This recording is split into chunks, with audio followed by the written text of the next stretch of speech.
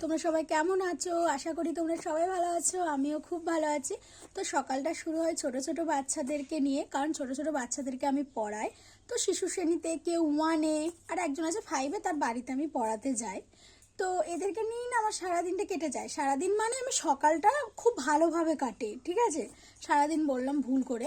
তো এবার দেখো, এই যে এরা আছে, দুজন আছে, দেখতেই পাচ্ছ। আর বাদ বাকি জন আজকে আসেনি। সকালবেলা তো বুঝতেই পারছো উঠতে পারে না। আমরা কত বড় বড় মেয়েরাই ঘুম থেকে উঠতে পারে না, তো ওরাই কী করে উঠবে? সেটাও ঠিক, এরা উঠে পড়েছে। আর একজনের শরীর খারাপ, তাই আসেনি।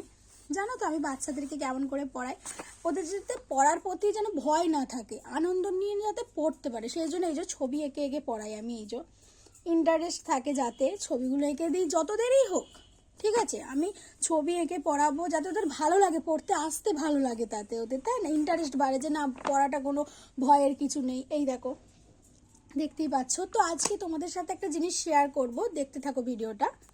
এই দেখো, আমি এই ফুলটার কথা বলছিলাম, দুদিন আগে দেখিয়েছিলাম একটা কুঁড়ি ছোট পাড়া, কিন্তু আজকে দেখো ফুলটা ফুটে গেছে। আর ভাই সাদা গোলাপ এনেছে। আর সাদা ফুলটা না দেখতে খুব ভালো লাগে রঙিনের থেকে, তাই না? সাদা যে কোনো জিনিসই খুব ভালো লাগে। দেখতে পাচ্ছ তো, ভিডিওটা এই পর্যন্ত। Tata, bye bye.